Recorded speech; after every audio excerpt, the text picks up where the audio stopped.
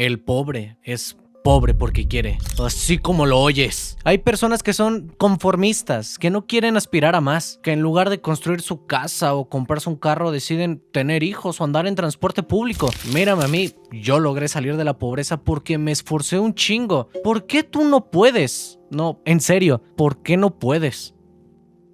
Todos hemos escuchado esta frase hasta el cansancio. El pobre es pobre porque quiere. El que quiere puede. Si yo pude, tú también. Normalmente estas frases no se dicen con mala intención. De hecho, las he escuchado decirlas con buena fe. Se dicen desde la experiencia personal, desde historias de esfuerzo real. Personas que lograron salir de la pobreza por medio de sacrificios. Y quiero hacer hincapié en algo importante. El esfuerzo, claro que importa. La disciplina, la constancia, todo influye. Negarlo sería completamente tonto. Pero el problema de estas palabras no es el no reconocer el trabajo duro, sino que lo convierten en la explicación total, la solución definitiva. Esa idea, aunque suene motivadora, está incompleta, porque transforman todo el fenómeno social de la pobreza, que es muy complejo, en una decisión personal, como si la pobreza fuera solamente una cuestión de actitud. Mírame, yo me cansé de ser pobre y ya no soy pobre. Y como ya no quise, ahora estoy aquí, viviendo del fruto de mi trabajo. Pero hagamos una pequeña pausa.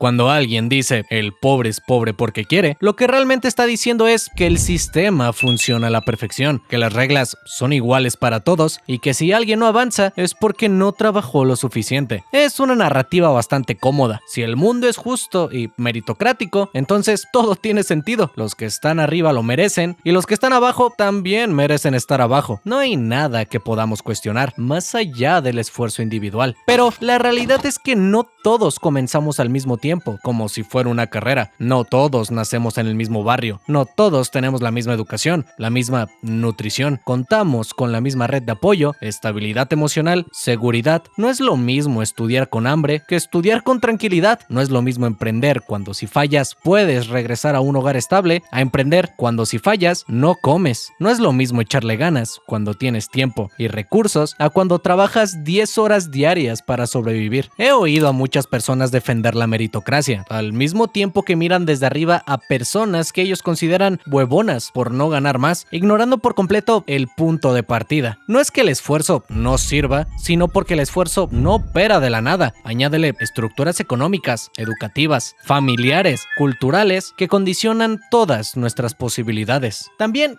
creo que tener este pensamiento no te hace automáticamente ignorante, sino que pensar, si yo pude, cualquiera puede, te da seguridad. Decirlo te hace sentir que tienes el control de tu destino, que mientras trabajemos duro, estamos a salvo. Pero aceptar que no es así y que existen muchos otros factores, implica reconocer que el mundo no es justo y que el éxito no depende únicamente de la voluntad.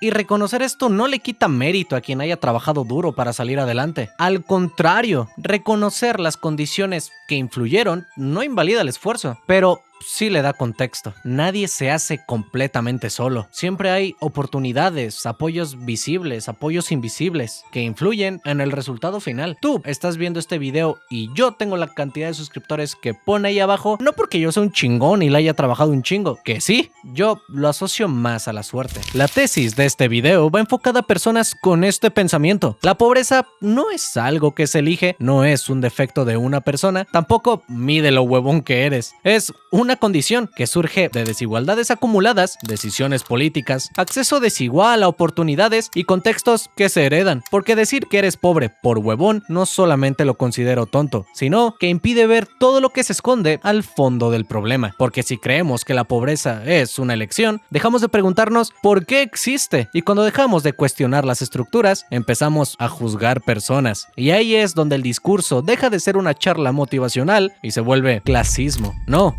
todo depende del esfuerzo. Y no lo digo para que todos seamos mediocres y no nos esforcemos, porque al final del día no lo controlamos. Más bien lo digo para que comprendamos la realidad con honestidad. Así que hagamos una pregunta muy rápida. ¿Qué es la pobreza?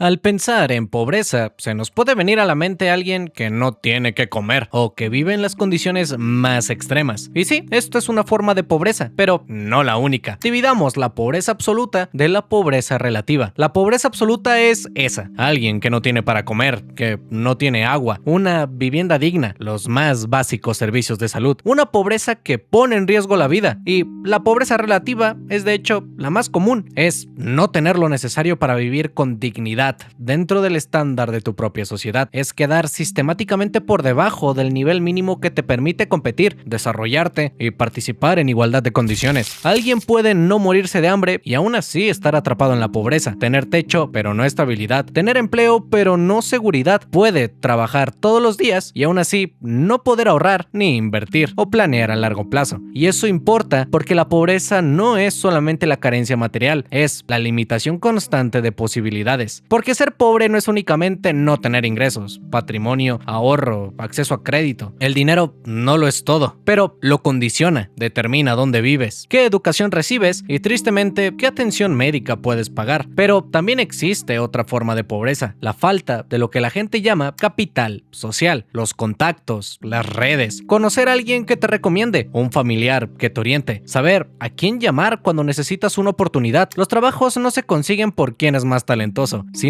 por quién está mejor conectado en el entorno adecuado. No necesariamente es corrupción ni nepotismo, yo lo veo más como una ventaja, y quien no la tiene, vaya, compite en desventaja desde el inicio. Y el capital más importante, el que llaman capital cultural, como la educación formal, la cual considero importante, pero también hay códigos sociales, cómo expresarte, cómo redactar, cómo comportarte en ciertos espacios, qué carrera elegir, qué caminos existen. Sin darse cuenta, transmiten información valiosísima, cómo funciona el sistema, cómo moverse, y otras simplemente no pueden porque nadie les enseñó antes a hacerlo. Y cuando una persona nace en un entorno donde ya existen varios de estos capitales acumulados, no empiezan desde cero, empiezan con un impulso. Y por el otro lado, nacer en desventaja no hace que inicies desde cero, porque al iniciar de cero implicaría que todos estamos en el mismo punto inicial. Nacer en desventaja significa empezar la carrera varios metros atrás. Cuando tu artista favorito dice: yo no nací rico, yo empecé desde abajo, puede que tenga razón, quizás no tenía dinero, pero sus padres eran amigos de las personas correctas. También hay matices que debemos considerar. No es lo mismo crecer en un hogar con estabilidad emocional que en uno atravesando la violencia. No es lo mismo tener padres presentes que tener que trabajar desde niño. No es lo mismo estudiar en una escuela funcional que en una donde faltan los maestros. Por eso, la pobreza no es solamente no tener dinero, es un entorno que limita tus opciones de manera constante. Por eso, hay personas que se pueden dar el lujo de equivocarse sin que su vida se derrumbe, y otras que un solo error las puede dejar en la calle. Y una vez tachamos el mito de que el pobre es pobre porque quiere, quiero darles mi definición de pobreza para que la tengamos presente durante todo el video. La pobreza no es solo la falta de dinero, es la falta de poder elegir. Pero, ¿qué pasaría si yo, en lugar de haberles contado todo lo anterior, comienzo a decir que si eres pobre es por pendejo? Que si no has comido hoy es porque no quisiste. Quizás algunos me tachen de idiota, y con razón, pero habrá otros que estén convencidos de que la pobreza es una elección individual. Y con esto dejamos de exigir cambios estructurales, dejamos de cuestionar a las políticas, los sistemas educativos, los salarios, los accesos a oportunidades, y convertimos este debate social en un juicio moral. Pero hay figuras públicas con gran alcance que repiten esto último, que refuerzan estas narrativas a audiencias jóvenes, donde el impacto es mayor. No piensen que esto va a ser un ataque directo a las personas que vamos a mencionar. Véanlo como una forma de enseñar que estas ideas tienen consecuencias. Dallas, a mi parecer, tiene un sesgo completamente clasista de toda esta situación. Se ha dedicado a subir videos desprestigiando y básicamente tachando de personas flojas o huevonas a quienes no pueden salir de su situación económica. Así que, para no hablar al aire, quiero que nos remontemos a hace 5 años, pues aquí Dallas subió el siguiente video. Sáquenme de Latinoamérica. Esto tiene que parar ya. Muy encabronado. Desde el título podemos notar un profundo enojo por esta frase. Supongo que la mayoría de los espectadores van a ser latinoamericanos, así que explicarlo sería redundar en algo que todos ya sabemos, pero si alguien no lo entiende, no es realmente un meme. Lo veo como una forma que tenemos de reírnos de nuestras propias desgracias. Sáquenme de Latinoamérica. Es hablar de migración. Y aquí hay que entender que las personas no migran porque quieren. las circunstancias los empujan, especialmente en el caso de Latinoamérica. En América Latina y en el Caribe hay decenas de millones de personas viviendo fuera de su país de origen. Hablamos de más de 40 millones de latinoamericanos que tuvieron que emigrar mayormente por crisis económicas, inseguridad, falta de oportunidades o colapsos sociopolíticos, como Venezuela, por ejemplo. Las personas no abandonan sus hogares por gusto, lo hacen por necesidad, para escapar de la violencia, buscar condiciones de vida dignas, acceder a un empleo estable, poder proteger a sus familias. No migra quien quiere, migra a quien ya no le queda otra opción. Vaya, nadie se levanta a las 7 de la mañana para caminar por 7 países, porque sí, porque estaban aburridos. Además de que la migración no es solamente de un país a otro. Muchas personas aquí en México abandonan sus pueblos para irse a las ciudades, donde hay mejores oportunidades, para tener una mejor calidad de vida. Pero pasemos a lo que nos menciona Dallas en este video. Cabe aclarar que no voy a poner clips del mismo, vaya por miedo a que me pongan un strike. Pero si quieren verificar mis palabras, en esta esquina, la superior izquierda, va a estar apareciendo el minuto y el video en el que Dallas menciona esto para que vean de dónde me estoy basando. Si tienes tiempo, reacciona a Escapar de Latinoamérica para que sepas lo que sentimos todos tus apps latinos cada día. Sáquenme de Latinoamérica, no es un meme, es un grito de ayuda. Puede ser que te paguen menos, sí, pero es que te pagan de camarero el mínimo siempre, te pagan el ajustado al sitio en el que estás viviendo. Puedes vivir de camarero en México y puede que te paguen menos, pero es que vivir en México te cuesta menos, y vivir en Estados Unidos, por ejemplo, te cuesta mucho más. Para trabajar por el mínimo, siempre vas a trabajar por el mínimo en todos sitios. Este argumento nos dice que el salario mínimo está ajustado al costo de vida del lugar donde trabajas. Si trabajas en México, el salario mínimo te alcanza para vivir en México. Y lo mismo en Perú, en Chile, en Estados Unidos, hasta en Vietnam, cabrón. Pero como dice Dallas, aunque ganes menos, también gastas menos. Su conclusión es que todo se equilibra, pero esto solamente se queda en la teoría. Veamos, por ejemplo, trabajos para médicos generales. Personas que egresaron como médicos cirujanos de la carrera de medicina en la Ciudad de México. El mejor trabajo que puedes encontrar es 28,000 pesos al mes, mientras que en Jalisco el mejor trabajo te paga 4,000 pesos menos, unos 24,000. Esto, según Dallas, es porque Jalisco es más barato que la Ciudad de México y por eso te pagan menos, ¿verdad? En la práctica, esto no es así, ya que estos salarios se ajustan por país y no necesariamente por regiones. En Jalisco, ganando 24,000, donde la renta ronda aproximadamente los 10,000 pesos mensuales, algo bien, ¿no? Pues en Ciudad de México, con solo 4,000 pesos más de salario, tienes que pagar una renta en promedio de 22,000 pesos mexicanos, 12,000 pesos más de renta, solamente ganando 4,000 pesos más. El salario no está automáticamente indexado al costo de vida real de cada ciudad o región en específico, ya que el salario mínimo es nacional, por lo que el costo de vida, como ya vimos, varía enormemente entre ciudades. No hay un ajuste perfecto ni proporcional. Ahora, siento que Dallas confunde el salario nominal, que es lo que todos ganamos al mes, con la capacidad de acumulación. No se trata solo de si puedes pagar la renta y la comida, sino también de si puedes ahorrar, de si puedes construir un patrimonio. Algo aún más sencillo, ¿le puedes hacer frente a una emergencia? Porque si el salario apenas cubre lo básico, entonces no hay una movilidad real. En el contexto latinoamericano, aunque el costo de vida sea más bajo, el salario mínimo representa un porcentaje mucho más ajustado frente a los bienes esenciales. O sea que la proporción del ingreso destinado a la vivienda, el transporte y la alimentación es más asfixiante apenas llegamos a fin de mes, dejando a la gente sin ningún tipo de ahorro, no necesariamente para invertir, sino para cualquier emergencia. Con esto hay que ser conscientes de que muchos productos están globalizados, la tecnología, el combustible, insumos importados, alimentos procesados, sus precios no bajan proporcionalmente al salario local, eso genera otra brecha. Ahora, este argumento ignora el acceso a los servicios públicos. Dos personas pueden ganar el mínimo en países distintos, pero si uno tiene acceso a la salud pública, subsidios, un transporte eficiente y seguridad social y la otra no, su calidad de vida será totalmente distinta, porque no se trata de cuánto ganas, sino de cuánto riesgo puedes absorber. Y creo que decir siempre vas a trabajar por el mínimo en todos sitios es invisibilizar a todo lo demás, porque hay empleos en los que puedes escalar y otros en los que no. También hay trabajos más fáciles de acceder y otros en los que no. Tristemente, aquí en México es común ver ofertas ofertas de empleo donde no te ofrecen seguridad social, que eso es ilegal. Pues sí, déjame aguanto el hambre hasta encontrar un empleo legal. Yo sé que sí puedo. Eso, si el no te ajusta en un intento de conseguir empleo. El argumento de Dallas es que todo se ajusta, y siento que parte de una intuición simple de cómo funciona realmente la economía, como si todos los mercados fueran proporcionales y se autorregularan. Pero en la práctica, los salarios no siempre reflejan el costo de vida ni los estudios que tengas. No es lo mismo sobrevivir que prosperar, pero quizás entendimos mal a Dallas. Vamos a darle otra oportunidad. Luego de este video, Dallas subiría otro, en parte por la gran ola de críticas que recibió, tanto que tuvo que cerrar los comentarios del video anterior. Este se titula Los que dicen que vivir en Latinoamérica es malo, no es cierto. wow.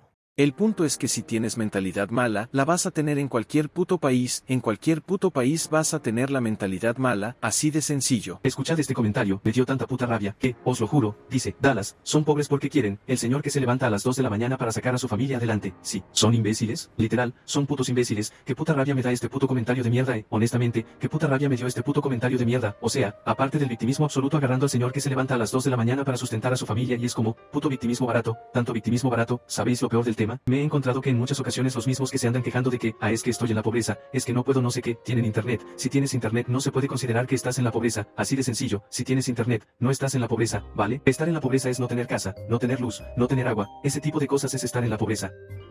Bueno, culones, vayamos por partes. El argumento central por parte de Dallas es: Si tienes mentalidad mala, la vas a tener en cualquier país. esta frase parte de una premisa equivocada, que ya hemos analizado, pues la mentalidad es una variable aislada del entorno. El entorno condiciona nuestras decisiones y la escasez constante altera esta toma de decisiones. El estrés, por ejemplo, reduce la capacidad de planificar a largo plazo. No es que la mentalidad no importe, es que no se forma de la nada. Y reducir la pobreza a un problema de mentalidad es ignorar factores importantes como el acceso a la educación, redes de contacto, calidad institucional, estabilidad laboral, el transporte, la salud. Si la mentalidad fuera suficiente, entonces las personas que se levantan a las 2 o a las 3 de la mañana todos los días para preparar los tamales que van a vender, las personas que venden tacos de canasta en la Lagunilla, por ejemplo, serían millonarias y tú y yo estaremos aquí como pendejos estudiando. Y vaya, no lo son. No porque les falta actitud, sino porque el mercado tiene muchos límites. Competencia, costos, informalidad, saturación, falta de crédito y una ausencia completa para escalar. Y aquí quiero hacer hincapié en lo que dice Dallas, pues se ríe de la situación de las personas que se levantan a las 2 de la mañana y les dice que son unos victimistas baratos. De hecho, muchas personas en los comentarios se quejan de esto, pues por la realidad del entorno en el que Dallas se crió, se le hace hasta imposible que alguien madrugue tanto, todo para poder llevar comida a su casa. Y quiero que aquí ustedes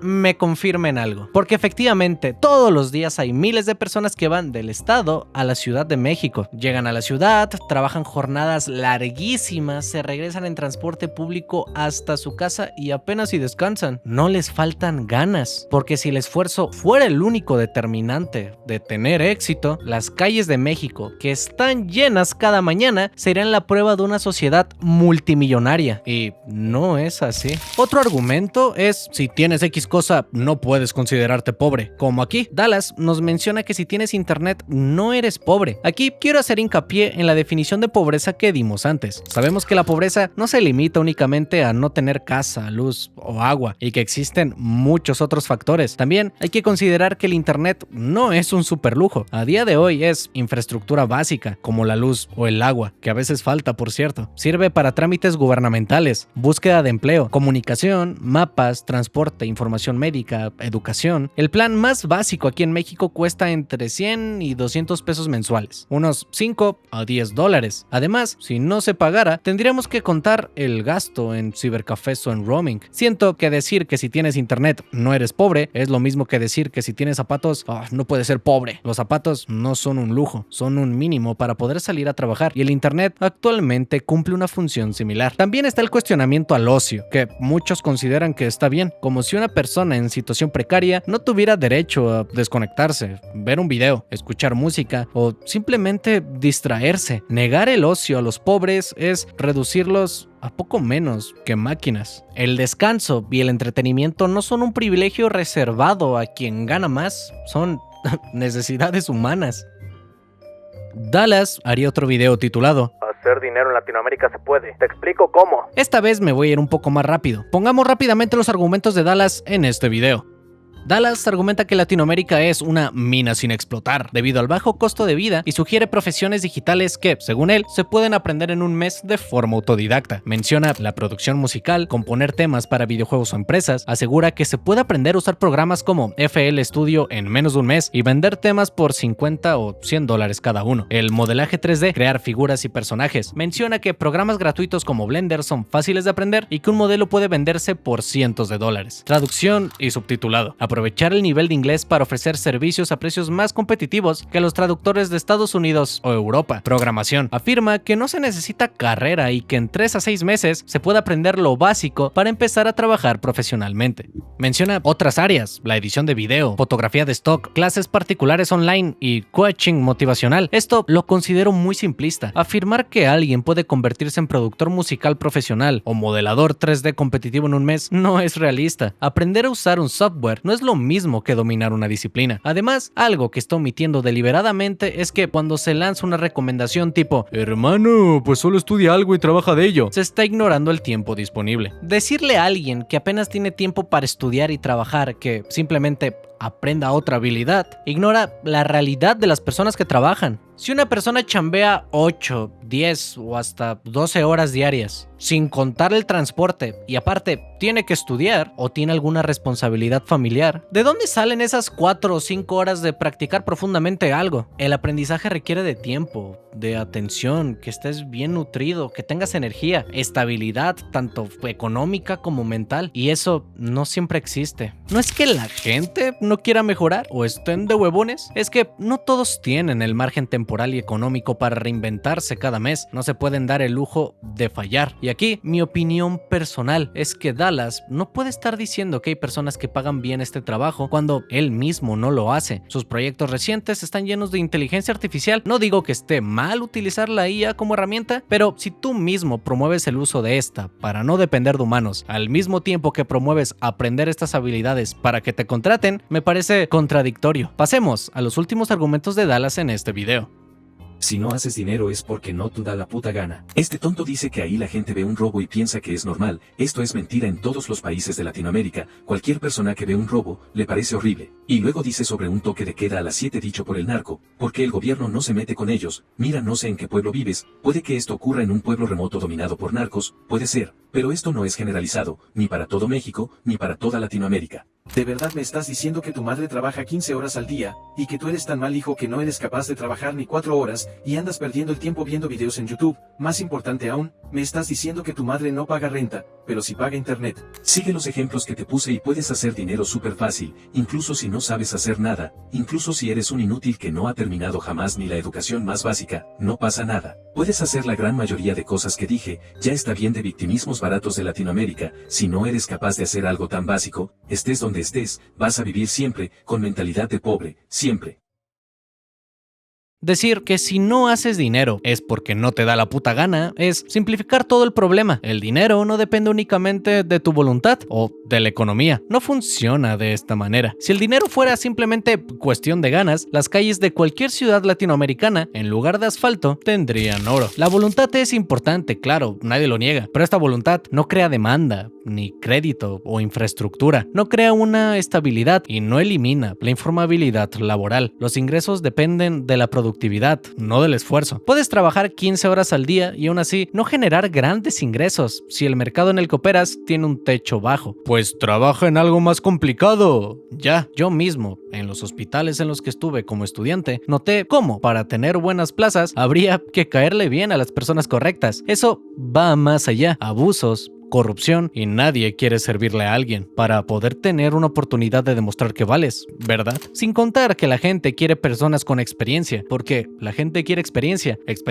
que no puedes tener porque aún no has trabajado. Ahora aquí Dallas menciona que la violencia no está normalizada y que esos casos solamente pasan en pueblos remotos. Creo que simplemente a las pruebas me remito. El error de Dallas es confundir la normalización con la aceptación. Nadie está diciendo que la gente ve un robo y sí, vamos a festejar, le robaron otro cabrón, sino que aquí en Latinoamérica la violencia está normalizada. No significa que nos guste sino que hemos aprendido a convivir con ella. Y yo tengo un video en el canal, vean, el peor país del mundo, muy buen video. Es triste y común oír, no salgas después de cierta hora. Saber que hay barrios con reglas implícitas, ciertas zonas son peligrosas. Cuando las noticias de homicidios ya no sorprenden, sino que se vuelven rutina. Y no digo que no existan estas cosas en barrios del primer mundo, hablo que aquí es común que te secuestren y te maten, no solo que te roben. La gente no prueba la violencia, vive con ella. Y aquí tiene un punto Dallas, pues los toques de queda por grupos criminales no ocurren en todas las ciudades, pero tampoco ocurren únicamente en pueblos remotos. El Culiacanazo, por ejemplo, ¿no sucedió en un pueblito remoto? Negar que en varias regiones del país y de Latinoamérica existen dinámicas donde el Estado no tiene control total es desconocer la realidad y una patada en los huevos para las personas que vivimos aquí. Si les gustaría un video hablando de este tema, coméntenlo, culones. Mientras, les recomiendo mi video El peor país del mundo.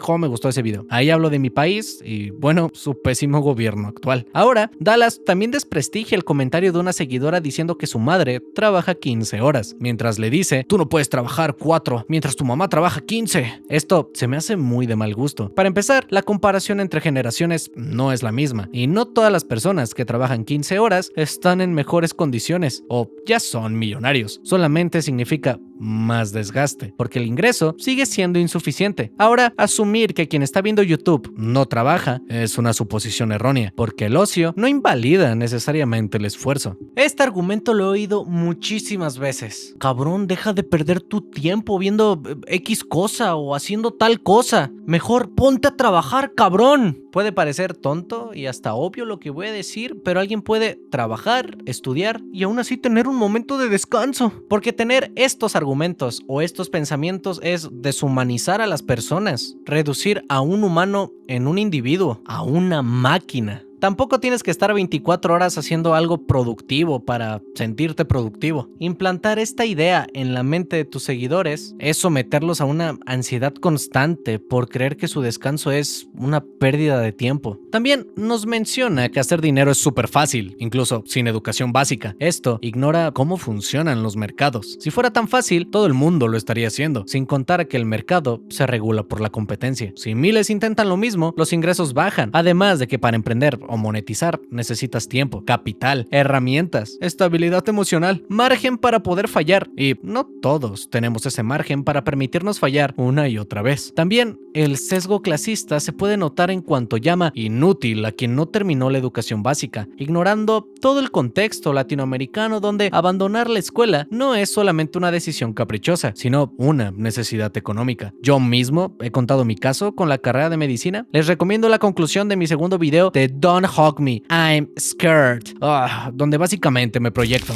Hay jóvenes que trabajan desde adolescentes para mantener su hogar. Eso no es tener mentalidad de pobre. Tampoco quiero que piensen que digo esto para criticar a Dallas porque sí. Lo menciono porque, como yo, sé que alguno de ustedes alguna vez también tuvo miedo. Miedo de quedarse estancado, de sentir que el tiempo se te está yendo entre las manos, que todo se va a acabar. Te sientes presionado, con ansiedad de querer hacer algo para tener un patrimonio. Desgastas los mejores años de tu vida pensando y pensando en el futuro. Tranquilo, no se te está yendo el tiempo. Existe tiempo para todo. No creas que por descansar, por pasar un rato libre haciendo lo que te gusta, estás perdiendo el tiempo. No tienes que ser productivo en todo momento. Si tú tuviste la suerte de nacer y crecer en un entorno grande, pues aprovéchalo. Pero si no, no te sientas como un inútil, porque no lo eres. Ahora pasemos al último video de Dallas, hablando del tema, el cual es más contundente que todos los anteriores. Y bueno, se titula Si eres pobre en LATAM, es porque quieres. Sácate a la verga. Los puntos de este video son los siguientes. Dallas sostiene que la pobreza es, en gran medida, una consecuencia de la vaguería y la falta de acción. Critica a quienes pasan el día en redes sociales, como TikTok, en lugar de trabajar en proyectos personales. Pone varios ejemplos de personas exitosas, como el fundador de Nubank o el fundador de Kavak. Dice que estas empresas se fundaron con montos pequeños, como $250, y aconseja tener múltiples negocios o inversiones al mismo tiempo, como las criptomonedas, e incluso menciona las meme coins. E Ey, Pepinazo, ¿qué pedo? ¡Ey! Yo no escribí esto. Yo no voy a decirlo. Es importante acatar el pensamiento de Dallas, porque es un pensamiento que he oído muchísimo. Por ejemplo, decir que las personas pobres son unos huevones, porque hay personas que se han hecho multimillonarias en Latinoamérica y no están llorando como tú. Pone, por ejemplo, a David Vélez, fundador de Nubank, o a Carlos García Otati, fundador de Kavak, diciendo que eres un pendejo por no ser como ellos. Pero hagamos una acotación rápida. David Vélez estudió en la Universidad de Stanford y Carlos García, aparte de estudiar en la universidad privada más cara de Venezuela, porque, con todo respeto, ¿qué venezolano puede gastar $3,000 al mes en colegiaturas? También estudió en Oxford. Muchos de estos emprendedores no empezaron desde cero en un entorno neutral, estudiaron en instituciones de élite, con acceso a redes internacionales. No son personas que aprendieron software en un mes por internet, como Dallas menciona. Tuvieron acceso a educación y redes que cuestan decenas de miles de dólares al año. Hagamos un ejercicio rápido. Estudiar en universidades como Stanford u Oxford cuestan unos $80,000 al año, ya contando la comida, la vivienda, la matrícula y la colegiatura. Y el salario promedio de México, por ejemplo, ronda unos $800. Eso quiere decir que si no contamos la comida, tú no comes, tú eres una planta. No contamos renta, luz, servicios, ni siquiera ropa, ni transporte público, porque yo creo llegas volando al trabajo, cabrón. Y ahorraras el 100% de tu salario, tendrías que trabajar 8 años de tu vida para poderte pagar solamente un año en esas universidades. Para estudiar economía necesitarías 24 años de tu vida ahorrando cada peso. Y $250 para fundar tu empresa, obvio. Es común oír que estas empresas pudieron iniciarse con 5 pesos casi. Dallas nos menciona $250 y si bien es la cifra correcta, no menciona el capital invisible, redes de contacto. No es un secreto que Kavak fue ampliamente subsidiado por el gobierno, al menos aquí en México.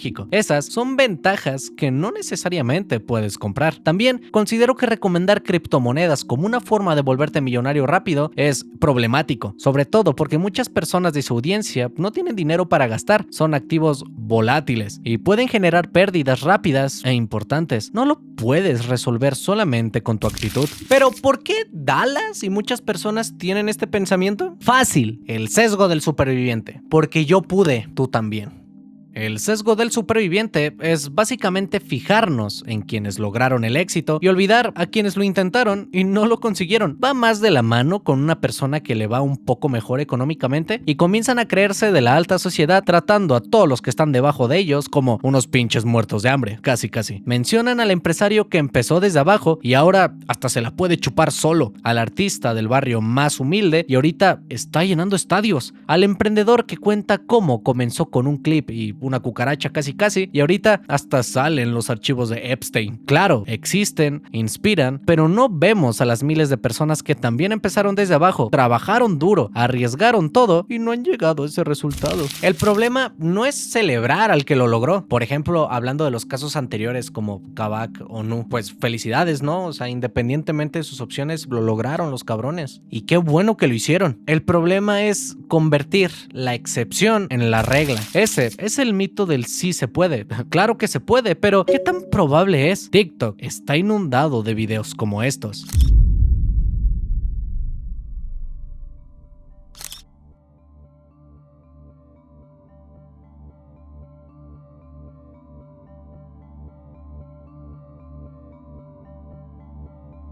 Perdí más de 40,000 pesos con mi emprendimiento en un solo día. Personas que lo han intentado todo para salir adelante y han fracasado, negocios o emprendimientos que simplemente no pudieron salir a flote por mera mala suerte, no por falta de ganas, y personas que lo pierden absolutamente todo por tratar de perseguir sus sueños. Y la mala suerte es solamente una de las barreras. Por ejemplo, yo tengo un negocio y es muy común ver extorsiones, sobre todo por parte de los mismos servidores públicos. Los de las medidas sanitarias, por ejemplo, tu local puede estar completamente impecable, pero si tienes una manchita de polvo en en el techo, una manchita chiquitita de polvo en el techo. Ni pedo, te tienen que clausurar. Oye, pero ¿qué pedo? Es una manchita de polvo y aparte mi local ni siquiera es de comida. No, ni modo, te tenemos que clausurar o si no quieres que te clausuremos, también podemos llegar a un acuerdo. Lo mismo pasa con los ayuntamientos, necesitas miles de permisos. Oye, necesitas permiso para estar aquí. Sí, o sea, ya hice mi trámite, de hecho lo hice ayer, me lo entregan mañana. No, a mí no me importa que se tarden, los permisos los quiero ya o te clausuro 3 meses. Bueno, no te preocupes, yo cierro y ya abro mañana. No, te clausuro de una vez, no, quiero los papeles. O bueno, si no quieres que te clausure, podemos arreglarnos. Y esos son los que a mí me han tocado. Pero estas 2 extorsiones, súmales las del crimen organizado, donde ya no es tener un papel o dinero, es tu propia vida. Aquí entra el concepto de movilidad social, la capacidad que tiene una persona para cambiar de clase socioeconómica respecto a la de su familia. O sea, que si todos somos pobres, ¿qué tan probable es llegar a clase media? ¿Qué tan difícil es? Según las personas con este pensamiento, la meritocracia te permite una alta movilidad y en la práctica, la movilidad está profundamente condicionada. El lugar donde naces, por ejemplo, depende mucho de si naces en un lugar con infraestructura, seguridad o si naces en una comunidad con violencia, con escuelas deterioradas, transporte deficiente. A esto, súmale la calidad de la educación pública. No basta con solamente ir a la escuela, importa en gran medida la calidad del docente. En escuelas públicas, ni hablar. Hay escuelas que te preparan para competir globalmente y otras que, bueno, te enseñan historia de México. A huevo que te va a servir para ser médico. Y como ya mencionamos, una red de apoyo grande, una familia estable que pueda sostenerte mientras estudias, con contactos que te recomienden para buenos empleos, alguien que te oriente para poder tener una beca, por ejemplo, y por último, el contexto económico del país. Alguien en México va a tener más oportunidades que alguien en Venezuela, por ejemplo. Por eso, aunque suene bien decir que hay personas que empezaron desde abajo como tú y que lo lograron, tú también puedes, es tonto y realmente es más difícil que eso. Porque, ¿qué es exactamente empezar desde abajo? ¿Abajo comparado con qué? ¿Empezar sin riqueza, pero con educación privada? ¿O empezar trabajando desde los 12 años para ayudar en tu casa? No es lo mismo. Los que salieron adelante quizás tenían contactos, quizás estabilidad emocional o familiar, quizás no tenían que estudiar y trabajar al mismo tiempo. No le quita el mérito, obvio, pero pone en contexto toda su historia. El sesgo del superviviente es, a mi parecer, la forma más ignorante de ver la situación, porque pones a todas las personas en igualdad de condiciones. Ves los que cruzaron nadando, pero no a los que se ahogaron. La movilidad social, al menos en Latinoamérica, es bajísima. No imposible, pero bajísima. Y decir simplemente, sí se puede, como una frase motivacional o para hacer de menos a todas las personas que según tú no le echan ganas, es ser ignorante. Porque obvio, sí se puede, claro que se puede, pero ¿para cuántos? ¿Bajo qué condiciones? ¿Con qué costo? La pobreza no es falta de ganas, es un problema estructural, de probabilidades y de un acceso desigual a oportunidades. Eso lo hace diferente. Me voy a poner un momento de ejemplo, Aquí viene el Proyectadas López a hacerlo otra vez. Yo fui una persona que pasó, vaya hambre, pepenaba, juntaba botellas, latas, las aplastaba, las metía en un costal y las iba a vender, todo para poderme comer un taco. Me iba caminando a la escuela porque no tenía ni 5 pesos para el metro. Y yo podría decirte ahorita, mírame, tengo un canal más o menos grande, vivo de lo que me gusta y ¿tú qué haces? Tú eres un pendejo. Tengo un negocio, un chingo de dinero y tú me la pelas. Pero cada que hablo de mi historia o de cómo llegué aquí, siempre me gusta mencionar que fue un golpe de suerte. No solamente de que YouTube en el momento preciso te recomendara uno de mis videos y tú quisieras verlo, sino que es en gran parte de en dónde nací. Mi familia no tiene contactos,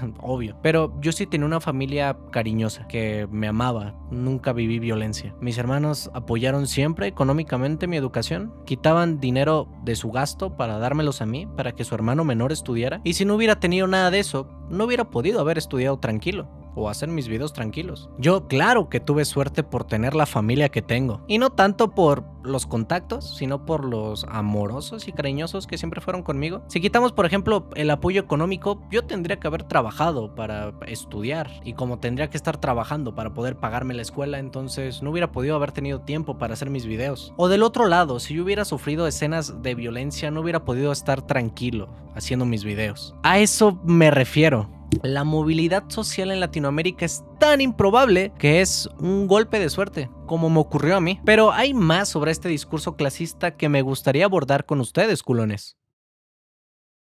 los pobres no deberían tener hijos. Es como sentido común decir eso, ¿no? ¿Cuántas veces lo hemos oído? A veces las personas dicen esto con emputamiento. Ven a un niño vendiendo en la calle y lo primero que piensan es, pinches pobres, ¿para qué tienen hijos? Pero pensemos un momento, ¿qué significa esta frase en realidad? Porque decir que los pobres no deberían tener hijos es convertir la reproducción en un privilegio económico, es un control reproductivo. Pero, ¿qué es ser pobre para las personas que lo dicen? ¿No tener carro? ¿No tener casa propia? ¿Vivir rentando? ¿Ganar menos de a lo mejor 20,000 pesos al mes? Y es fácil oír esto de personas con precisamente el sesgo del superviviente y lo pueden decir de manera fácil porque no hay alguien arriba de ellos diciéndoselo. ¿No tienes para comprar un yate como yo? ¿No puedes pagar 100,000 pesos al mes para educar a tus hijos? ¿No le puedes dar un departamento a cada uno de tus hijos? Pues entonces no tengas hijos, pinche pobre. Ahí ya cambia la situación. Si el argumento es que solamente quien tiene un patrimonio estable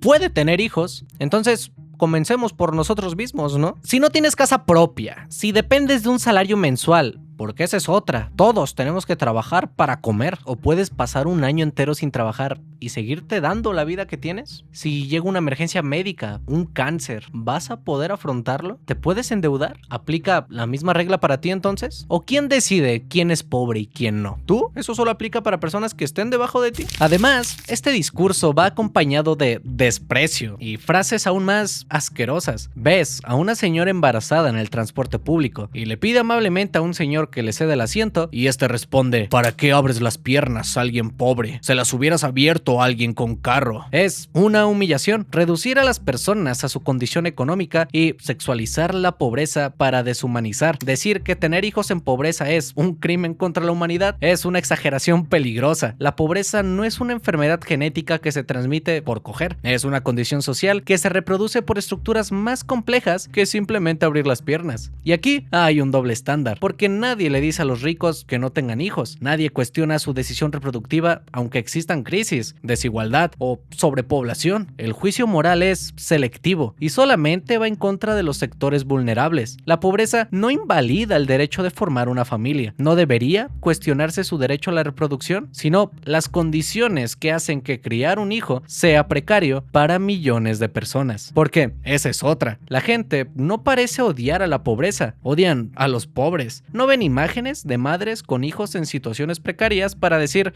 maldita pobreza, ojalá todos tuviéramos igualdad de condiciones. Dicen: pinches pobres son el problema. Es como el meme de: para acabar con la pobreza hay que acabar con los pobres. Ojalá fuera así de sencillo. Pero no son las únicas frases. El transporte público es para pobres. Porque las personas perciben el transporte público no como un servicio colectivo eficiente, sino como un pinche castigo por ser pobre. Se romantiza a más no poder el automóvil como un símbolo de éxito. Tener un coche es haber conseguido todas tus metas y usar el transporte público es, bueno, no haber salido nunca de ahí. Siento que todo esto viene en parte por un castigo de la sociedad hacia los pobres. Como decir: pinches pobres, qué bueno que sufren, para que así se les quite las ganas de ser pobres. Como si todo dependiera de qué tan culero se siente vivir en la pobreza. Aunque esto dice más de la eficacia de los transportes públicos, porque en países desarrollados, un cabrón con más dinero que tú y que yo elige el transporte público porque es más eficiente, rápido y seguro. Porque cuando el transporte público es digno, deja de verse como algo para los pobres. ¿Eres pobre? A ver, ¿por qué tienes celular entonces? ¿Por qué sales a comer? ¿Por qué te compras un antojo? Se nota que no quieres salir de la pobreza. Creo que también existe una idea implícita de que el pobre debe de vivir únicamente para sobrevivir y que cualquier gasto que no sea estrictamente funcional es una pendejada, como si no tuvieran el derecho al placer. Un celular, por ejemplo, hoy en día no es un lujo, una pequeña salida, un antojo, no son cosas extravagantes, simplemente un descanso mental de todo el trabajo, como si el ocio estuviera reservado únicamente para los que ganan más, aunque tengo que romper una lanza. Hay que distinguir entre una mala administración y la precariedad estructural. Claro que hay decisiones financieras completamente pendejas, pero usar ejemplos aislados para explicar la pobreza masiva es simplemente ignorar el problema principal, la insuficiencia de ingresos. Si el salario apenas cubre lo básico, no es como si quitando el antojo o el gustito convirtiera mágicamente a alguien en clase media. La diferencia entre sobrevivir y prosperar no está en un pinche café o en unos tenis que te gustaron. ¿Y saben quién también tiene este discurso? El Arquijuve.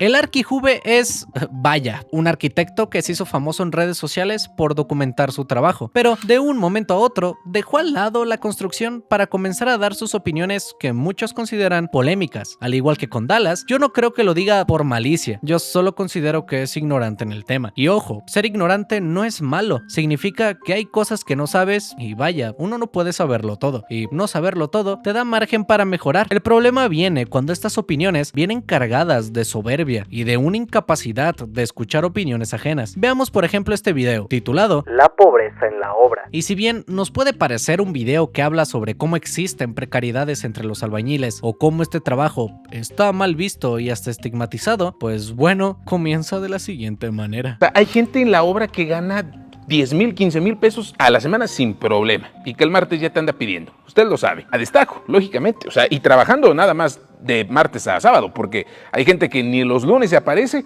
y que todavía sí saca los 10,000 pesos. Y usted lo sabe. ¿Por qué? Porque hay bloqueros, hay piseros, hay yeseros, hay pintores que tienen tramo y avanzan mucho y pues cobran muy bien. 1 metro cuadrado de yeso está bien cobrado, 1 metro cuadrado de bloque está bien cobrado. Si tú sabes trabajarlo y si tú avanzas y no te haces pendejo, sin problema alguno, de 10,000 a 12,000 pesos por semana así te llevas. Fácil. No los ganan. ¿En qué se los gastan? No sé. O sea, puede ser en alcohol, puede ser que en los cigarros, puede ser que en los vicios, no lo sé. Pero es muy triste ver que hay gente que gana bien y que de pobre no sale. Y mucha gente que seguramente ahorita está viendo el video me va a empezar a reventar porque va a empezar a decir, arquitecto, entonces tú estás a favor de la filosofía del el que es pobre porque quiere. El que es pobre, a mi parecer, es pobre no por una falta de oportunidades. Es pobre por falta de visión, porque trabajo hay, pero muchísimo para guardar. No, pues es que ahorita la cosa está muy difícil y no da para ahorrar. Sí, sí da. O sea, si defines bien tus prioridades y en qué se tiene que gastar el dinero. Tal vez ahorita no me da para comprar unos Louis Vuitton o lo que tú quieras, sí, pero me da para esto. Me sitúo en mi realidad y compro esto. No me digan, por favor, que no se puede. No quieres, que es distinto.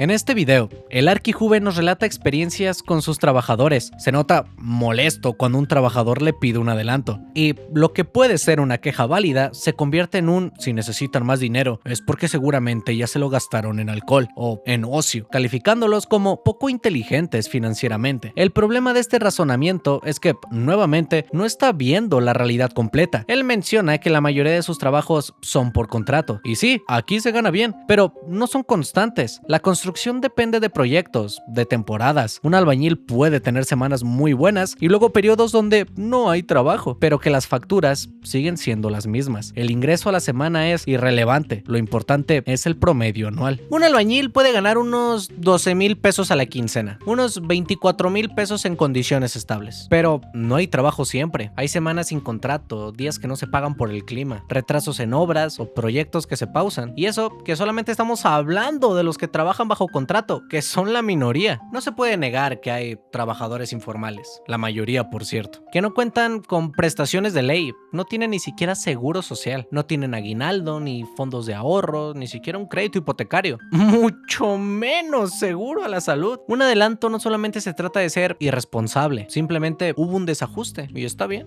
También dice algo interesante, el pobre no es pobre porque no quiera, sino por falta de visión. El trabajo está ahí, pero yo no lo considero de esa forma. Si bien la tasa de desempleo en México es bajísima, un 2.6%, es solamente un dato, no cuenta la historia completa. Más de la mitad de personas ocupadas en México trabajan de manera informal, empleos sin prestaciones, sin contratos y con ingresos inestables. La baja tasa de desempleo no significa que haya trabajos de calidad, sino que la gente está sobreviviendo de la manera que puede. Puede que estén vendiendo en la calle, en su puesto del tianguis, trabajando por jornada o haciendo trabajos de repente. No es si hay empleo, sino qué tipo de empleo hay. Pues pinche gente pendeja, ¿verdad?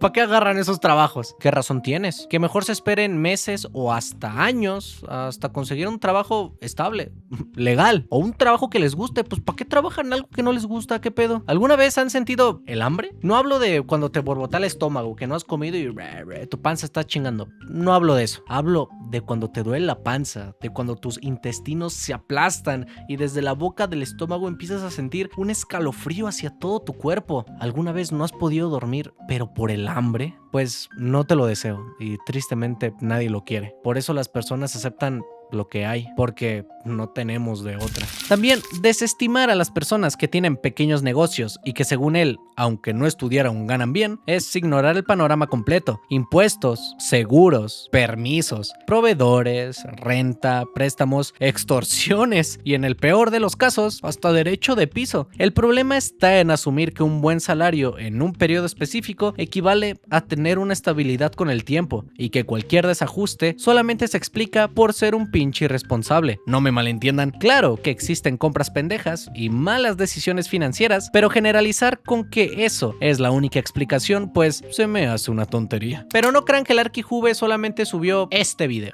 No, llegaron las críticas y él tuvo que efectivamente responder, callarle los hocico a esos pendejos. Subió un video llamado La paga en la construcción y quiero hacer hincapié en cómo inicia este video. Inicia presumiendo lo bien que le paga a sus trabajadores, como si esa no fuera su responsabilidad, como si cuidar bien a sus trabajadores no fuera la norma y fuera algo de lo que tenemos que festejarle. Tampoco crean que hablo por hablar, por abrir el hocico. Chicker deidad, pone aquí un texto o un audio diciendo cómo te sientes chambeando conmigo y que me expone, ¿te imaginas? Así que al pinche Chicker le pago con chetos a la verga. Hola chicos, ¿qué tal? Soy yo, Chicker el editor. Hola. Primero que nada, disculpen el fondo de allá, no es el mejor momento para grabar, pero quise hacerlo así. Disculpen el cuerpo que tengo ahí al fondo y cómo ven. Primero que nada, quiero darle las gracias a Mexi por el espacio y bueno, también por lo que voy a decir. Sinceramente, no es por andar de lamebotas o algo así, pero creo que de las mejores cosas que me han pasado en la vida ha sido trabajar con él.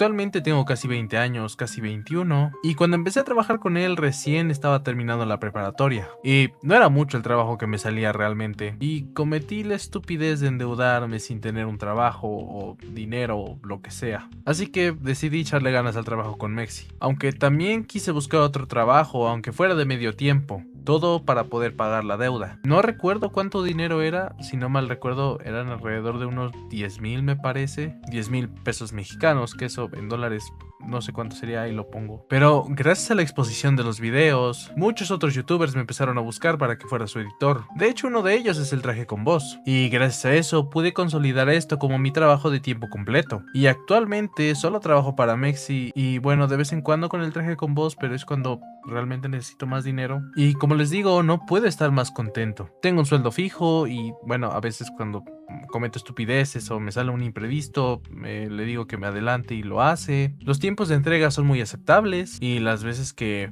joder la he liado, chaval, le he liado, pues no es como que se enoje o me diga, eres un inútil o así, no. De hecho es muy buena persona, como les digo. Realmente, como les digo, estoy muy cómodo. Mexica no solamente es un muy buen jefe, sino también es una muy buena persona. Un increíble ser humano y un muy buen amigo. De verdad, Mexi, te quiero mucho. Pero bueno, ya. Mucha cromadera de rifle, mucho basta. Te quiero, Mexi. Los quiero, chicos. Nos vemos, chavales. Y arriba el pinche y que por toda esa suma de defectos, añadidos a una falta de administración que ahí está el secreto, de pobres no salen. ¿Y sabes por qué? Porque si ganan 5, se gastan 6. ¿Y sabes en qué? En puras pendejadas. Y ojo, eso no solamente aplica a la gente de la construcción, aplica en todos los rubros. ¿Verdad? Pues eso es pensar con la lógica, ¿no? Pensar con el cerebro. No, pero parece que les dicen, ¿saben qué, raza? Mañana se va a acabar la cerveza, hay que acabárnosla toda. Y ahí van como burros a gastarse todo lo que ganaron con su trabajo, con su sudor, en la semana, en 1 o 2 días. Está bien, hay otros creadores de contenido que se limitan a dar estadísticas y te dicen el por qué el pobre no puede salir de pobre, porque pues el sistema y porque las estadísticas, y bueno, allá vaya usted, vaya y apláudales. Yo no, yo entiendo que la situación está difícil, que la situación es hostil, que la situación es complicada, pero desde siempre, no nomás ahorita. Y la cosa no creo tampoco que vaya a mejorar. Así que si tú te quieres limitar a quejarte o a estudiar el por qué no se puede, en lugar de hacer algo para cambiar tu realidad, pues échale ganas. Ahí nos cuentas cómo te va. Yo nada más te voy a preguntar algo y ya con esto me voy.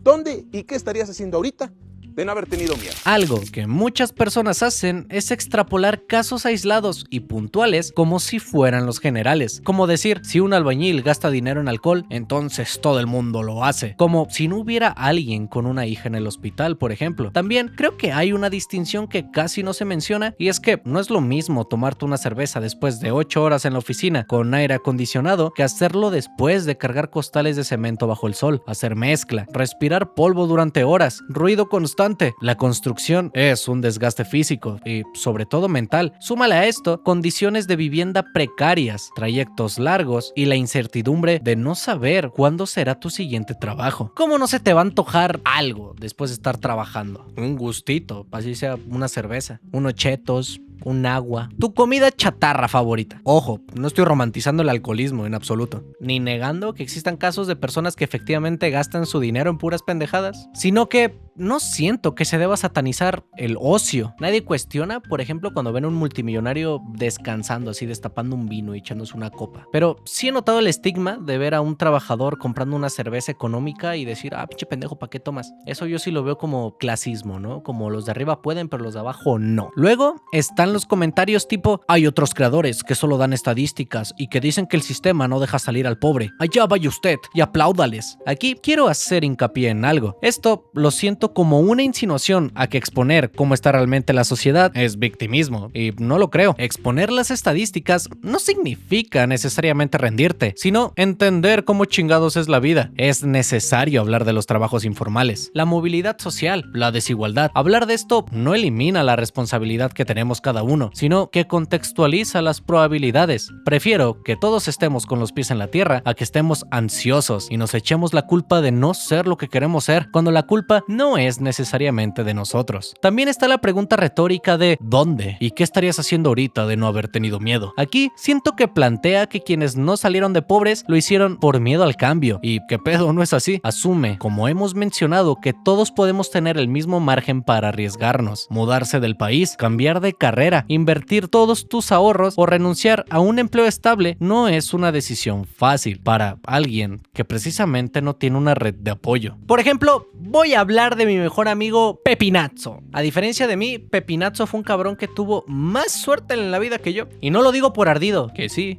sino porque tampoco quiero que piensen que yo lo que quiero decir es que las personas que tienen más dinero que nosotros tienen la vida fácil. Es un sistema que nos perjudica a toda la clase trabajadora, si ganes 1 o 20,000 pesos al mes. No solamente nos afecta a los que estamos abajo. Mi mejor amigo tuvo la oportunidad de estudiar la carrera que quería en el extranjero. Imagínate esa pinche oportunidad. Y por cosas que no voy a mencionar, pasó unos malos ratos. Con su permiso, les voy a leer lo que él me escribió y su testimonio, y aunque no tenga su permiso, me vale verga, Pepinazzo, para que se te quite, pendejo. Pues acá empezando de nuevo, Arqui, porque la situación estuvo de la chingada en Canadá. La renta se disparó en un 200%, por lo que tuve 2 trabajos mientras estudiaba. Le agarré adicción al alcohol hasta que tuvo un punto de quiebre y mejor me devolví. Yo creo que fue porque no le eché las suficientes ganas, según el Arqui. Esta experiencia, vaya, no es falta de ganas. Yo estuve con Pepinazzo todo ese tiempo y si bien pensaba, no mames, este güey tuvo la oportunidad de salir a estudiar la carrera de sus sueños y en el extranjero, no mames, que le eche ganas. La realidad es mucho más cruda. 2 trabajos, estudiar, deterioro de la salud mental. Volvió no por miedo, sino por mera supervivencia. Ver las cosas como si fueran fáciles es un privilegio de perspectiva. Yo lo tuve al pensar que mi mejor amigo tenía la vida más fácil que yo por cómo se crió o cómo vivió. Uno no carga con la presión o con el miedo de la otra persona, con una presión financiera o emocional. Y reducir todo al miedo es ignorar todo lo que hay detrás, ya que si bien este tipo de discursos puede llegar a promover el esfuerzo, convierte cualquier fracaso en un defecto tuyo. No lo lograste por miedo, por pendejo, porque no pudiste. ¿Cómo que no puedes ahorrar? Eso es porque gastas mal. Si no creciste es porque no quieres. Hay personas irresponsables, sí, obvio, pero también hay trabajadores exhaustos, economías informales, riesgos mal distribuidos y sistemas que no te ofrecen una seguridad. No todo es victimismo ni mucho menos valentía. Es simplemente la forma en la que se rige el mundo. Y aquí finalmente sale el pinche peine, porque si bien los discursos anteriores pueden parecer que simplemente tenía falta de información, el siguiente TikTok es, en realidad, un discurso no en contra de la pobreza, sino en contra de los pobres. Quiero hablar del último video del Arquijuve, titulado No todos deberían tener derecho a ser padre de familia. Cosa que ya habíamos hablado, pero que profundizaremos más a continuación. Primero quiero que vean el único comentario de este video. ¡A la verga! Este comentario surgió porque en una parada, ya venía yo también enojado. En un alto, en un semáforo, vi cómo se acercó un joven de aproximadamente 22, 23 años de edad, acarreando de la mano a su hijo bajo un sol de 35 grados, pidiendo dinero. pidiendo limosna para poder comer. Tú, como seguramente mucha gente, se podrá ver enternecido con esa escena, con esa imagen de un padre frustrado tal vez por su situación económica, por la impotencia de no poderle poner un plato sobre la mesa a su hijo. Pero vemos otros más cascarrabias, más clasistas, más, llámale como quieras, que creemos que un ser humano pensante debería tener la capacidad de razonar y entender que si no se tiene una solvencia económica para poder dignificar la vida de un ser humano, no es prudente traerla al mundo. Sí, llámanos clasistas, llámanos engreídos, llámanos como nos quieras llamar. Por eso surgió el comentario, por mi impotencia, por mi enojo. Enojo que seguramente comparte mucha gente, que no se atreve a decirlo porque socialmente no es muy bien visto. Y porque seguramente habrá gente que le empieza a cuestionar, padre de familia, porque hay mucho pendejo, mucho sinvergüenza, que nada más por no saber ponerse un condón, ahí anda trayendo vidas al mundo, vidas que luego vienen a sufrir. Y eso lo digo frente a la cámara, en público y donde sea. Pienso que no todo el mundo debería tener el privilegio, y no hablo solamente de procrear, sino formar una vida. Quiero que juntos analicemos toda esta situación, porque personalmente he oído mucho estos argumentos. Creo que decir está mal traer hijos al mundo solo por no saber ponerse un condón me parece reducir por completo toda la problemática. Obvio, la responsabilidad debe de estar presente, pero seamos honestos, hay una ineficiente educación sexual en Latinoamérica, por lo menos en México. Hay muchas barreras culturales, violencia sexual de la que no se habla y muchos estigmas. Abordando más en profundidad todos los estigmas, hay muchas comunidades rurales o conservadoras aquí en México. Sigue siendo un tabú hablar de anticonceptivos. Yo en la preparatoria conocí una chica que pensaba que, a ver cómo digo esto, que por atrás se podía embarazar. También el acceso al aborto está sumamente restringido. Es costoso y socialmente muy castigado. Y eso que no hablamos de lo inseguro que es. Debemos dejar de decir pinches irresponsables. ¿Para qué cogen? Y mejor preguntarnos si tenían información, acceso, autonomía y si tenían protección ante los abusos. Porque esa es otra. Hay una realidad muy incómoda y es el embarazo adolescente, pero producto de la violencia, abusos dentro del hogar, coerción. En muchas comunidades, cuando una niña denuncia violación, simplemente no le creen, hasta la culpan. La presión social la obliga a continuar con el embarazo. No puede estar informada sobre el aborto, por ejemplo, y no puede ejercerlo libremente porque no tiene acceso a él. Esto también depende de muchos factores, lo social, lo cultural y hasta en la misma televisión mexicana, donde se ha normalizado de forma cómica las dinámicas de abuso en las relaciones, matrimonios forzados, por ejemplo. No es que no quisieran decidir, sino que es todo un contexto cultural, social y económico. También viene la afirmación de no todo el mundo tiene derecho a ser padre. Creo que hablar de esto ya es peligroso. Creo que convertir la paternidad en algo que deba ser autorizado según criterios económicos abre una puerta ética delicada. Si empezamos a decidir quién cumple ese estándar, llegan muchas preguntas. ¿Quién lo define? Y si aceptamos esa lógica, ¿dónde se detiene? Hoy son los ingresos. Mañana puede ser el nivel educativo. Después, el coeficiente intelectual. Luego, el color de piel. También decir que la solvencia económica debería ser un requisito legal para el padre implica criminalizar la reproducción por ser pobre, cuando ser pobre no es una falla genética ni moral, es vaya una condición. Penalizar la reproducción de los pobres no combate la pobreza, combate a los pobres. Y tampoco es cierto que el dinero garantice calidad de vida emocional o psicológica. Hay muchos hijos de millonarios o celebridades que terminan cayendo en las adicciones, en la depresión, incluso acaban de la peor manera. El bienestar de un hijo no depende exclusivamente del ingreso familiar. También entra la estabilidad emocional, el entorno afectivo, la educación, el apoyo, la salud mental. El dinero ayuda, obvio, pero no es garantía de que el niño vaya a ser criado de buena manera. También hay que aclarar que la estabilidad económica no es estable. Hoy podemos estar arriba y mañana abajo. Imagina que te está yendo súper bien en tu trabajo, ¿no? Tienes casa, un carro, mantienes a tu esposa chingón y hasta te das el lujo de comprar chetos de la bolsaza, no de los baratos, de la bolsaza. Así que decides tener un hijo, ¿no? Y en cuanto nace, te despiden. Te da un cáncer o pasan cosas como la pandemia, por ejemplo, y todo se vuelve más difícil. También hasta tu país puede entrar en hiperinflación. Imagínate, tú no controlas eso. ¿Esto significaría que nunca debieron tener hijos? Y este argumento está erróneo, porque si de verdad te preocupara el bienestar infantil, la solución no es prohibir que los pobres se reproduzcan, es fortalecer la educación sexual, acceso gratuito a anticonceptivos, combatir la violencia sexual, ampliar servicios de salud reproductivas. La lucha no debe ser contra los pobres, debe ser contra la pobreza. Y de hecho, ese es el siguiente tema del video.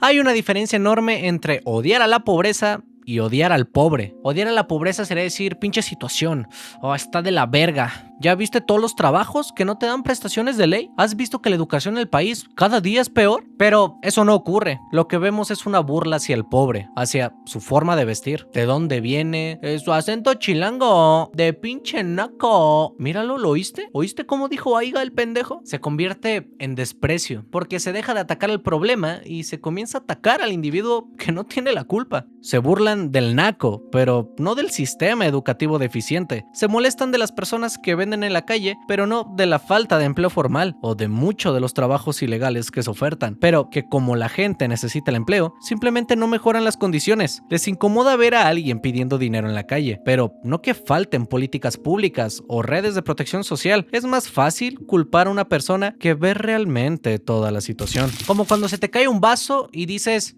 pues también tú, ¿para qué lo dejas ahí si sabías que se me iba a caer? Cuando este discurso se repite mucho, el pobre deja de ser una persona con mala suerte y se convierte en una categoría. Y para definir cualquier cosa, el pobre es flojo, el pobre es irresponsable, el pobre es ignorante. Ya no se habla de contextos, sino de defectos. Se transforma una condición socioeconómica en un rasgo de carácter. Y cuando la pobreza es un defecto, estás justificando la desigualdad, porque si es culpa suya, entonces el sistema está bien. Si es flojera, entonces no es estructural. Y si es mental, entonces no es desigualdad. Y ahí comienza la deshumanización. Dejas de tener empatía. Se pierde la capacidad de ver todas las circunstancias. Pero entonces, ¿toda la gente que repite este discurso es pendeja? ¿Tienen la mollera sumida? ¿Yo la tengo?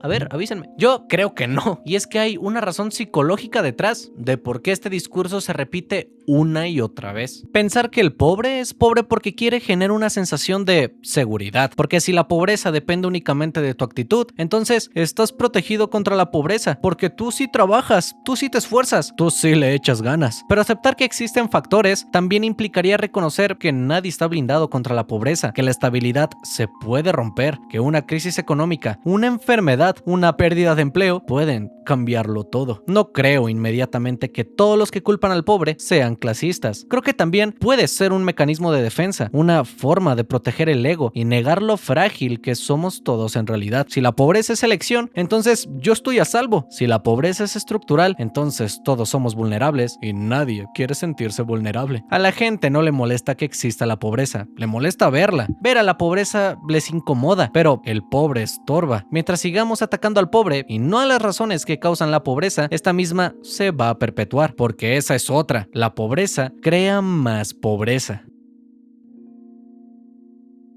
Imagina esto, trabajas más horas para ganar más dinero, pero al trabajar más horas tienes menos tiempo para estudiar o aprender algo que pueda mejorar tu ingreso a largo plazo. Tampoco tienes red de apoyo, entonces no puedes arriesgarte, no puedes renunciar a tu trabajo para estudiar, tampoco puedes emprender porque no vas a tener un ingreso seguro, no puedes mudarte de ciudad para buscar mejores oportunidades porque si fallas no hay nadie que te sostenga. Y como vives al día, no puedes invertir, no puedes ahorrar, no puedes tener un negocio, comprar herramienta para tu trabajo. A esto se le llama estrés financiero crónico. Porque si vives constantemente con la incertidumbre de si vas a poder comer, de si vas a poder pagar la renta, o si una enfermedad, así sea una gastritis, vaya a destruir tu economía, vas a estar estresado, no vas a poder tomar las mejores decisiones y te va a afectar mentalmente. Porque tu cerebro va a estar ocupado todo el rato tratando de resolver urgencias diarias y no vas a poder planear a largo plazo. No te vuelves estúpido, simplemente tienes mucho en la mente.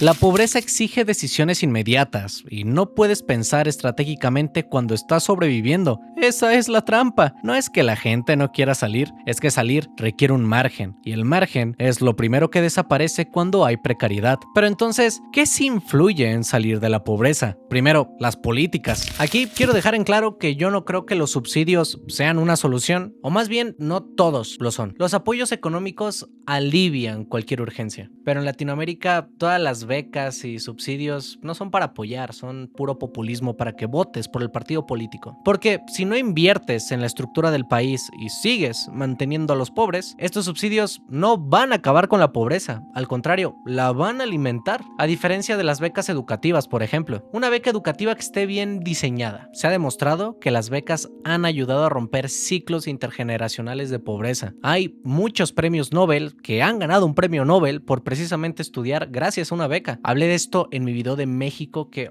qué pinche orgullo le tengo a ese video, velo a ver, cabrón. Segundo, la educación accesible. No solo que cubras lo básico, sino que tengas mucha calidad, maestros capacitados, con mejor salario, infraestructura digna. En mi primaria faltaban sillas. Imagínate estudiar en el piso. ¿Cómo aprendes así? Que la educación te prepare para el mercado laboral, que la educación técnica sea útil. A día de hoy, en las secundarias, siguen habiendo talleres de taquimecanografía, donde te enseñan a escribir en máquinas de escribir. Imagínate ese rezago educativo. Tercero, la movilidad urbana. En promedio, un mexicano pierde 3 horas diariamente en transporte. Hablamos de tiempo de estudio, de descanso, de convivencia. Si la ciudad está mal conectada, se amplifica más la desigualdad. Cuarto, salarios dignos. No solo empleo, sino empleo formal con prestaciones, estabilidad y posibilidad de crecimiento. Al salir de la carrera de medicina, por ejemplo, te dan un pago de 2,000 pesos al mes por hacer tus prácticas, menos de $100 por un horario terrible. Quinto, una buena seguridad social, que la salud sea accesible, que haya seguros contra el desempleo, pensiones dignas, porque cuando una crisis no destruye completamente tu economía, tienes un margen para poder recuperarte. Y el último que se me ocurrió a mí es el sexto, la salud mental. Casi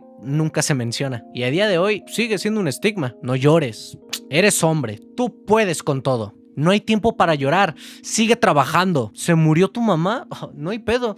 Tienes un día para recuperarte y el lunes te quiero ver en la chamba con la camisa de la empresa. Esto sin contar que muchos ciclos de pobreza están ligados a familias con violencia, entornos de abuso, de adicciones, un familiar alcohólico, por ejemplo. Hay muchos hogares disfuncionales que son normalizados, la violencia también. Existen organizaciones como Alcohólicos Anónimos que, si bien sí ayudan, no son del gobierno, son asociaciones sin fines de lucro sostenida por los mismos alcohólicos que van. Yo no soy alcohólico, pero he tenido la oportunidad de ir a esas sesiones y se hablan de cosas de verdad espantosas. No sabes con cuánto carga el señor que está al lado de ti hasta que lo escuchas decirte todo lo que ha pasado. Como se despiden todas las familias, de cómo se despiden en los aeropuertos, se bajan, se abrazan y hasta se cargan, ¿no? Se cargan así. Dije, ahorita nos vamos a fundir así, en un pinche abrazo así, papá. Sí. Nomás me hizo así con su puñito. Cámara, güey. Y no todo el puño, ¿eh? Estos dos nomás. Me hace así. Cámara, güey. Y yo, pues soy igual. Choca. Pinches polos iguales. Pinche soberbio yo también y soberbio él. Chido. No mames, que lo veo cómo se va con su mochilita, cómo se va haciendo chiquito y... Hijo, que empiezo a sentir la verga, que empiezo a sentir aquí, como el pinche, se me empieza aquí un pinche nudo, y yo con ganas de gritarle, no te vayas, güey, te necesito, a lo mejor no te vuelvo a ver, perdóname, güey, Me hubiera gustado haber vivido cosas chidas contigo, ir a jugar fútbol, que me vieras jugar, que no me hubieras visto en el pinche anexo, que no me hubieras visto valer verga, casarme a los 17 años y ser un pinche padre joven e inexperto. No te vayas, güey, te necesito. Quisiera gritarle, quise bajarme. Pensé que no lo iba a ver después de esa vez y para haberme perdido la oportunidad de abrazarlo y todo eso. ¿Cómo te lo tragas, güey? Chingue su madre. Se llama, cuando lo avientas, explotas. Pero cuando te lo tragas, se llama implotas, así bien ¡pum! Les recomiendo mucho el video de Giovanni en la clínica Detox de La Próxima Frontera. El video va a estar en la descripción. Es muy bueno y de verdad que los va a hacer llorar. Pero volviendo al tema, como hemos hablado durante todo este tiempo, la pobreza no es solo falta de dinero, es falta de red, de estabilidad, de salud física, mental y de infraestructura. La pobreza es un fenómeno que nos afecta a todos. En algún momento de tu vida te va a afectar y cuando creas que saliste, te va a volver a arrastrar. No se soluciona diciéndole a alguien que le eche ganas, se soluciona creando condiciones donde el esfuerzo tenga mayor probabilidad de convertirse en movilidad real. El esfuerzo, claro que importa, pero el entorno determina cuánto rinde ese esfuerzo. No, el pobre no es pobre porque quiere. Y repetir esa frase como si fuera la verdad absoluta nos permite ignorar algo más grande, que nadie tiene las mismas oportunidades. La meritocracia, sin todo el contexto que les dije, es una forma muy linda de justificar la desigualdad. Ojo, eso no significa que el esfuerzo no importe. Claro que importa y importa mucho, de hecho. Pero cuando le decimos a una persona que si no ha logrado nada es por pendejo, porque no quiso lo suficiente, le estamos cargando un peso que muchas veces no le corresponde. Y esto es especialmente importante para los jóvenes, para los que me han estado viendo. Y para los que sienten que a los 18, a los 20 o a los 25 no han logrado nada, no tengo una empresa exitosa, no gano miles de dólares al mes, no soy exitoso. Entonces, están fallando. No están fallando. Vivimos en la época de las historias de éxito, las historias más extraordinarias que puedas encontrar nunca. Pero rara vez vemos los contextos detrás de todas estas historias increíbles. Nos comparan con excepciones y nos hacen creer que son la norma. Todo esto nos genera presión, culpa, ansiedad, nos sentimos insuficientes. Si crecemos creyendo que todo depende únicamente de nuestra voluntad,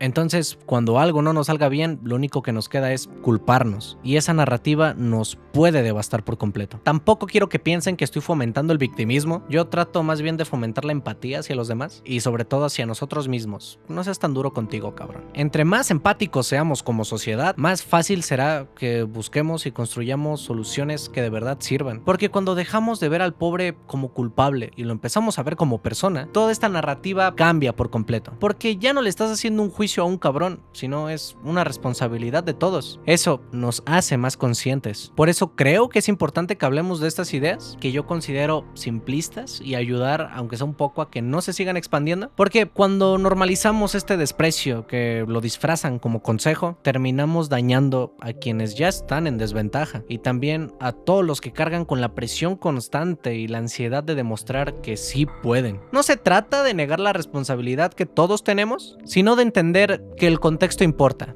y que nuestra dignidad no depende de lo que tengamos en el banco. Pero bueno, culones, si llegaron hasta aquí, quiero leerlos. ¿Cómo han vivido ustedes la pobreza? ¿Han sentido esa presión de sentirse insuficientes? ¿De ya querer hacer algo porque sienten que el tiempo se les está yendo? ¿Has visto de cerca cómo las condiciones pesan más que cualquier otra cosa? Los voy a estar respondiendo. Neta que yo sí leo todos los comentarios, neta que sí. Pero bueno, culones, no se les olvide seguirme en Twitter e Instagram. Los links están aquí abajo. Compren la merch del canal.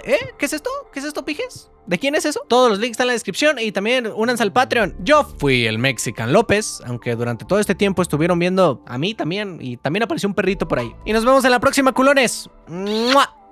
Adiós. Hey, antes de que acabe el video, un saludo a los Patreons, como los amo. Leonardo Gabriel Herrera Jaime, Moisés Nava, Maxi A Mesa R, Jesús Ubu, Alison Grayson, Doge Loje de la Crucita, The 8th Player, La Papita Momo, Carlos Johnson, Dick el Erizo, Vinter, Un Pepino, Sans Master, Drianco, Pocket, Chompdron, Sephora Quiroz, Chandwich, Mario de Jesús Rodríguez Morales, Estela Amada, Vicartur 71, Egon 334, Casaneteto 05, Rigname 81, Octavio Riveros, José Antonio Sarabia Jaimes, Rocky 190512, Maybet Lujano, Lucas Arevalo, Luis Onange, Un Güeynaco, Sumsumdrau, Pennywise, MCD 143, Hack, Oyak, Guillermo Gómez Salamanca, Jairo Orozco Casas, Genaki, Deadred, Alejandro SLMD, Eddie y Paralirene Iraniwashi. Oh my god. Si quieren unirse al Patreon del canal, recuerden que ven los videos sin anuncios, sin censura y muchísimo antes que todos los de YouTube. Y nada, los quiero mucho. Iker, chicker, pon la outro del canal. Maldición, maldición.